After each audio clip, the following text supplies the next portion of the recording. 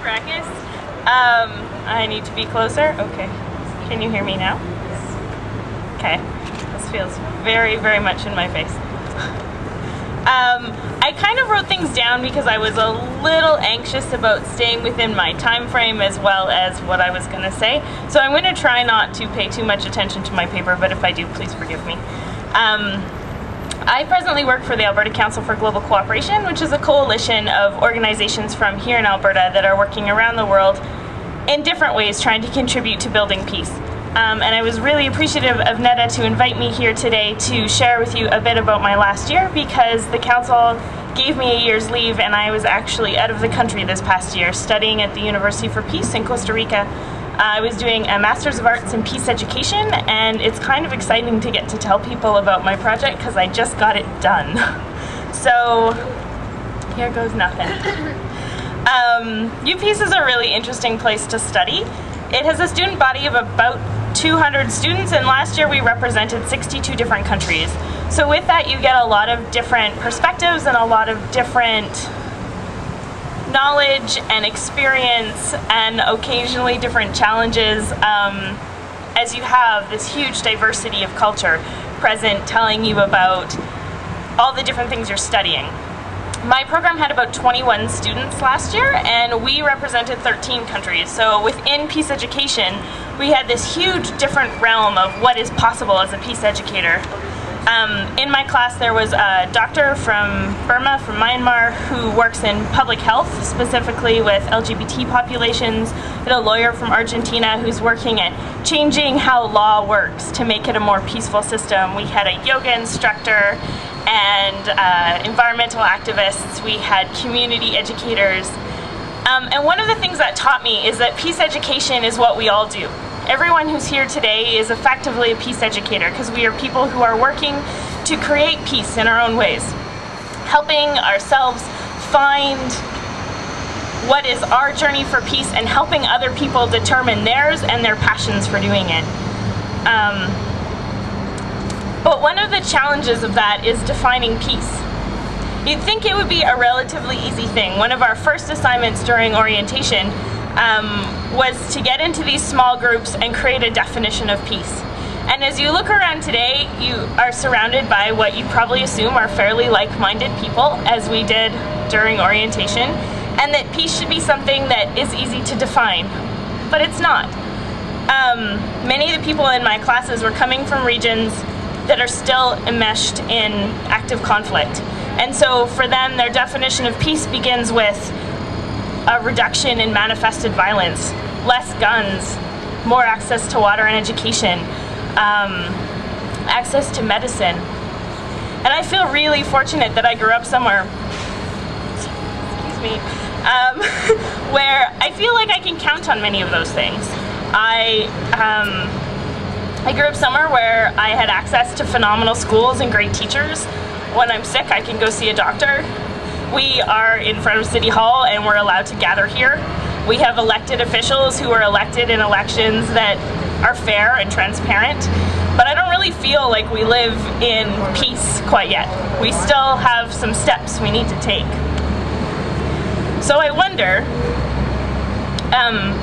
how you define peace when you start moving beyond that beginning space of peace being something that isn't war. For my graduating project, I was looking at how educators in Alberta, specifically grade 6 teachers, are working at building a culture of peace within their classrooms. And then within that, because I only had a year to do my program, I was looking at how that is done within language arts education, through storytelling specifically. I define stories really broadly. For me, they span from pieces of fiction to newspaper articles, blogs, videos, non-fiction, encyclopedias, the conversations you have while you have a cup of tea. Stories are how we communicate what our knowledge is. And there's a lot of theory within peace education about inclusion and making sure that the voices of the marginalized have space to be heard, which I think is really important. But within that discussion, there's a piece that's missing about how we are active in creating peace when we are part of a privileged society, when we are people of privilege. I have so much privilege, and I should still have a responsibility in building peace. So for my project, I was working with 4 amazing teachers from both here in Edmonton and from Calgary, hearing about what they're doing in their classrooms. Children make up a huge part of our culture and our society, but we don't really include them in our peace process much. We don't invite them into discussions about policy. We don't ask for their insight or guidance as to how we can take what is our present culture and vision it as something new. And I feel that that's a gap, because they're in this magic space where they've learned all of these incredible skills. They can communicate their ideas. They can be really critical of what they see and hear. They're not going to take something just because you tell it, but they're still at a space where they grasp an idea of their desired future and they believe in all the actions to make it possible. Which I think is where the teachers I was working with have this amazing power, I guess, because they are taking that knowledge that their students can do. I think I have a cold.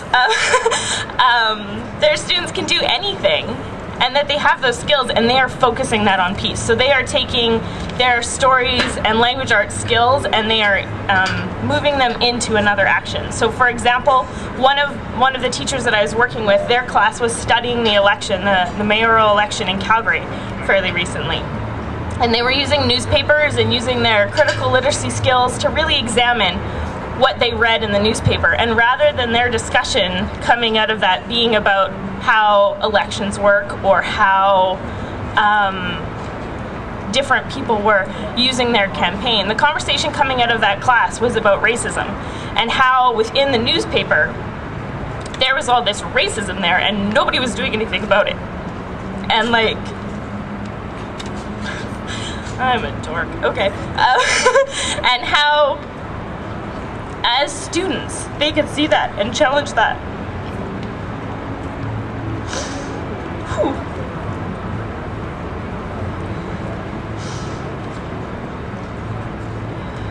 I lost my space.